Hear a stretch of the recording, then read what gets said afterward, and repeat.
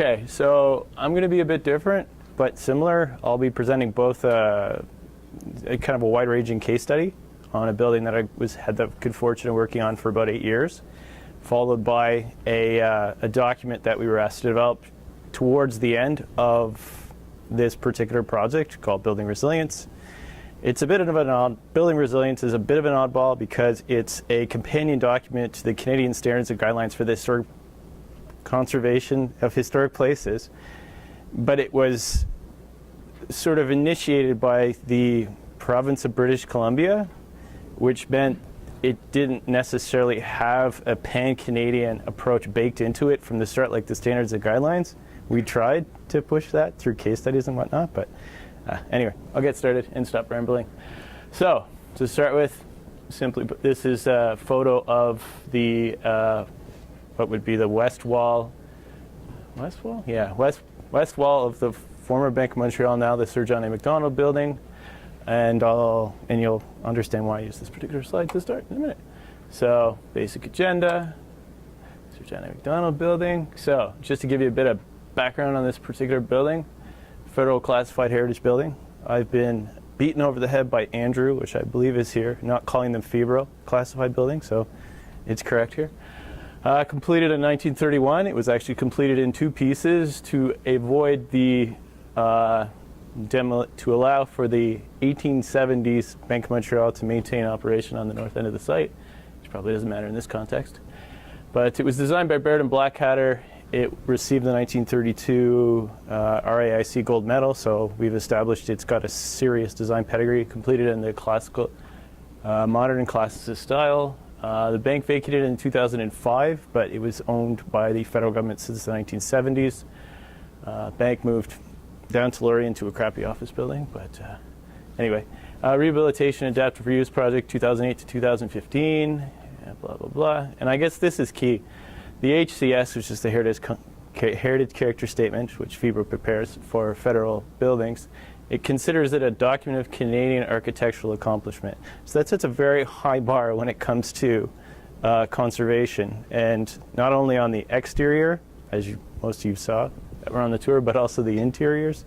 It's a very unusual building in the sense that both the interior and exterior actually had documented heritage within its character statement. So, opportunities. It had a very clear hierarchy of spaces and assembly. It had incredibly high material hierarchy, simple organizational strategy, high quality, robust materials and integrity. The building was built at a cost of just under $1 million, which was a lot for 1931. It was actually designed in 1929 and completed in 1931. So the whole decision of whether to build or not build, but they probably got a good rate on labor, so that kind of helped things along. Previous interventions often respected inherent geometries and high-value heritage spaces. One of the great things about a bank is that often they tend to be cheap and spendthrift, which means they don't do too many interventions. They build big, but they don't necessarily do a lot to their buildings while they're in use. And a general focus on maintaining materials in situ throughout primary spaces. That was one of the nice things about having such a high-value heritage building. Everyone on the client side and everyone on the project team understood that we must maintain as much of this building as possible in place. So again, it gives us a bit of head start. Challenges, this one's fun. High value heritage interiors and exteriors, and that has more to do with the program, the reuse program of the building, which put a huge pressure on pretty much everything in the building, from just a lot of it had to do with the basic infrastructure. Demanding project requirements, nature of main hall becomes difficult to conceal interventions. So that's the picture of the finished main hall, and I'll get more into that later. But accommodating contemporary building code requirements, maintaining character in secondary and tertiary spaces. This was especially tricky. Everybody had essentially bought into the notion that we'll maintain the primary heritage spaces, but the secondary and tertiary spaces were the ones that typically got sacrificed. The secondary ones were especially challenging. Reflecting the social layer of the building's history, this was one of the things that was unfortunately lost through the renovation. It had actually been lost through the history of the building. It had a really interesting layer of social history, women in the workplace. They had a full-on kitchen, dining suite, so on and so forth. Okay, so basically the structure of this first piece of the talk is to kind of go through different approaches to salvage and reuse and how it sort of influences the continued story and how the sort of design aspects of the rehabilitation project sort of come together. So this sounds pretty basic. It's a washroom design. It sounds kind of boring, but I get excited about it because I got to work on it. As a young architect, the washrooms are usually the one thing that you have the opportunity to get into. So speaking to any of the architects. So this was a fun one though, because one of the advantages that this project had is that we had access to the Canadian Centre for Architecture's archives, and within those archives they have the phone of the architect that designed the building originally. So we had 150 construction documents, we had a 300-page specification, and we had 2 3-inch binders full of invoices, correspondence. It was incredible, just the resources that we had. So one of the things that came to light when we were looking at the original drawings was the fact that the Sparks entrance, so the 2 windows on Sparks, had washrooms in behind them. Now, obviously how they conceptualized washrooms in the 1930s and how we conceptualize them now is quite different. They were more large sitting areas and antechambers with small washrooms. It's kind of the inverse now, where you get no sitting area and only washroom spaces. So this being the women's washroom and this being the men's washroom, this is the final product of the new washrooms and their new configurations. But to actually sort of bring them back into an original space was kind of an interesting approach. So, flanking Sparks, original function, blah, blah, blah, contemporary. So it was an actual mixture of contemporary materials and sort of salvaged materials and elements. So we had Missisquoi gray marble. We actually had Missisquoi green marble as well. So Missisquoi gray is special in Ottawa because it was actually used in the construction, and I guess it would be more finishes of center block. It's also been used in lots of other places for marble partitions. That was probably its most common use. If you've been to Union Station in Toronto, they used it in the washrooms there. So material salvage got into marbles and sinks and mirrors, and that'll become easier in the next slide to explain. So I've included some photos of the earlier washrooms. That being the West Enix men's washroom, which was dismantled, and same thing there. So you can see the elements of the marble sort of weaving itself back into the finished washrooms, so the sinks and the mirrors, which seems like a small item, but it helps to set the scale on some of the marble partitions that we're actually able to salvage and reuse in the women's washroom. So you can actually walk in and you can see some of the cigarette stains and some of the fills in the marble and whatnot. So, and I guess as an interesting anecdote, it was a bit of a challenge to marry the pedestal sinks that we reused to the new with the plumbing fixtures. So we had to do custom stainless caps, and actually no, they were actually off the shelf, but they were just an awkward marriage. But anyway, they give you a good scale. So West Enix stone, this is probably a little bit more of a germane straight up salvage. So we had this West Enix here that was in the way of an addition that was to the west of the building. This annex was actually, we like to say, intended to be taken down. It was kind of like a stopgap measure to house certain programmatic elements that couldn't fit within the footprint of the temple. And we actually, again, coming back to those binders, we have information as early as 1937 with the Bank of Montreal actually asking the architects to look at the feasibility of adding an addition to the building. So the entire building is clad in Queenston limestone. It's a fantastic material. It's a little challenging to work with when you're taking it down because of the friable patina, but we had a built-in source for this material, not enough for the addition, but definitely enough to deal with this west wall. So basically what ended up happening was this material, although it wasn't necessarily put back in the same place that it came from, it was put back within the scar that was left from the demolition of the West Enix. So didn't move far. But again, you can see the subtle differences between the two stones just because of the tooling on the reinstalled stone versus the straight up cleaning on the retained stone. Okay, this is a fun one. And I just wanted to throw it in there because it kind of recontextualizes the notion of salvage. So the challenge that we had here was that we had an opportunity to recreate those two wall sconces. So they were from the original drawings, and we had photos and all that other good stuff. But we had a clock too, and we had drawings for that. Went through the process, didn't have the budget to make it because it had marble and it had glass and it had like walnut wood and all kinds of really nice materials, and they just didn't want to spend the money. So fortunately enough, we found a clock on eBay that was in Germany that we could get for $300. Now, I'm not exactly sure how it made it through the public works procurement process, but I know somebody bought it and eventually it ended up in the building. So I didn't ask any questions, but just wanted to throw it in there as an interesting example of sort of tying together the elements of a building, again in a small instance, but just how you can bring in things to add to the story, which kind of augments the existing story. Yes, this is one of those sort of primary 1B spaces. This is the conference room. So the manager's office and conference room flank the main entrance off of Wellington. That was a pretty, from what I understand, a pretty standard approach to bank design at the time, just to give that.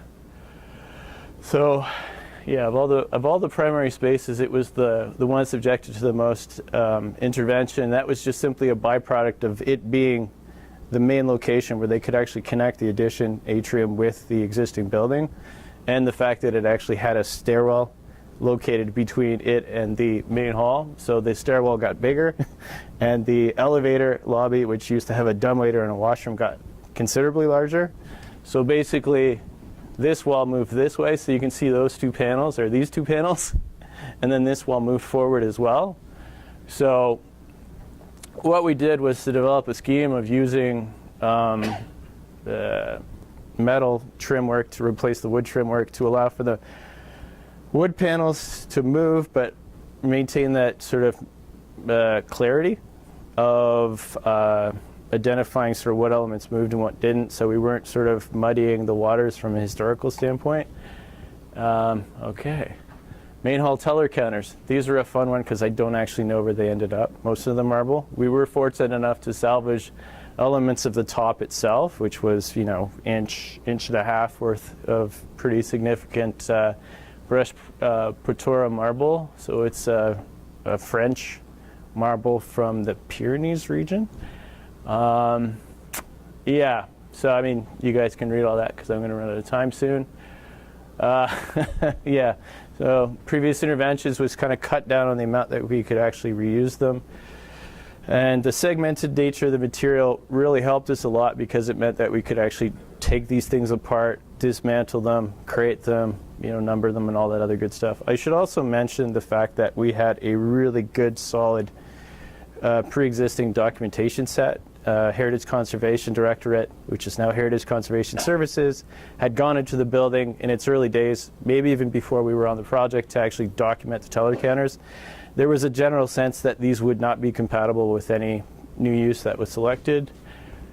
So there they are historically. So you can see that there's been intervention, from construction to the time the bank vacated the building, and obviously the dismantling process on the way. So you can see, the token reuse of the marble there in the middle of the speaker bench. Token to a certain extent, but it actually sort of, again, continues the story. It adds a layer. It informed the decisions of certain materials in terms of the brown leather, and it also connects the speaker bench back to the wall, so on and so forth. Fortunately, again, the marble itself is a really forgiving material. A, because it's robust, and B, because it had so many colors in it, so it was really easy to mix with the existing material palette. Next one. Yay. This was the bigger location for the marble teller reuse. So these are our credenzas that are in the, so that's the South Hall. We had these little niches in the wall of the South Hall that we're able to, okay, so that, there's a variety of different spaces that we're able to reuse them in. And yeah, so the reuse was generally consistent with the actual existing conditions. So this was a fun one because this is reusing or salvaging an existing intervention that the bank made in an effort to reduce the waste that we would generate and also save us a bunch of money from not having to restore the plaster. So basically what we were able to do, so this is the ceiling condition that we found. That was the ceiling condition when we were finished. And the reason why it looks like that is because of these things. These are copper panels. And unfortunately, we were able to find silver weave acoustic fabric to stick on these things, so they've actually got return air, sprinklers, and the acoustic fabric baked into them. Other salvaged items. Again, fortunately, we had a lot of some high-value heritage objects, which we were able to convince them to keep within the space, so that specifically the benches and the marble countertop, which we actually got relamped, which was awesome.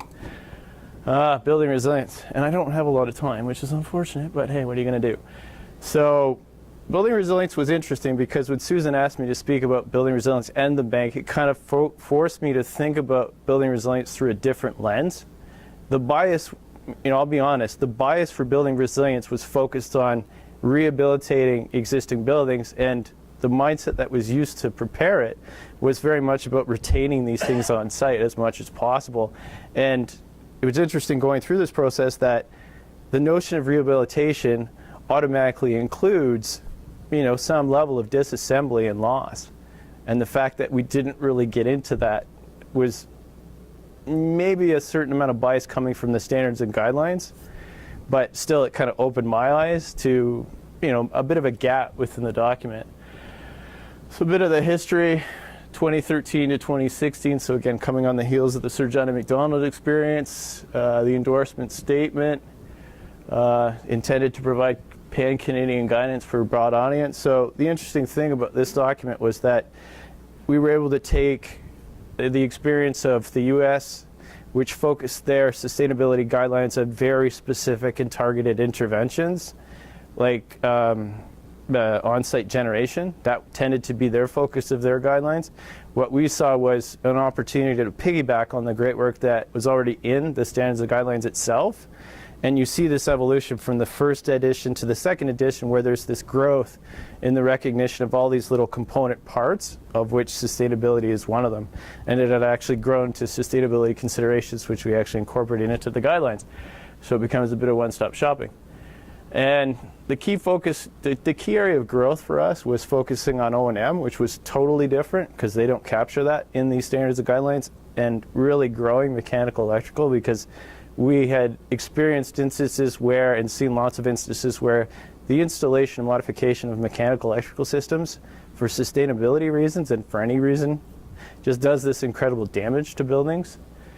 Building resilience, blah, blah, blah. I'm pretty much out of time. Yeah, okay. Yeah, so I guess the big thing to point out here is just that most of the salvage associated guidelines are really contained within the overall guidelines, the ones that frame the overall discussion. So I'll just lay out a couple of them here and explain why they're important. So understanding the overall building and site character, character defining elements, and interrelation between each. So that has more to do with being careful, maybe more from a theoretical level, when you're recontextualizing objects, and if just to be conscious of exactly how you redefine relationships. Integrity, that one's pretty straightforward. If it doesn't have integrity, you probably can't reuse it. Incorporating future interventions. So building in this notion of redundancy, one of the things that really came home in the Sir John A. Macdonald building was that they had this incredibly robust material palette that you could play with, and sort of taking that to an intervention level was the notion of building in a certain amount of adaptability, so you're essentially able to salvage your own interventions, recognizing that you're just part of the story, and to give people cues in the future of how to reuse your interventions. So yeah, false history connected back to point 9, so I won't really get into that because I'm pretty out of time. Yeah, so part 2 of the guidelines speaks to broader considerations. They're tacked on to the end. So I sort of just pulled out a couple of them. I won't touch on I'll close with that one, but so whole building ecology, this whole notion of cradle to cradle and sort of looking at a building holistically to really understand how it functions. And I think one of the key ones there is to understand not only the building as it is and the building how it was birthed, but just the nature of the interventions along the way, because what you'll find is that there's these interventions that you look at things and you don't understand why it functions in a certain way, but oftentimes you'll find that it's in those interventions that things changed, sometimes not for the better.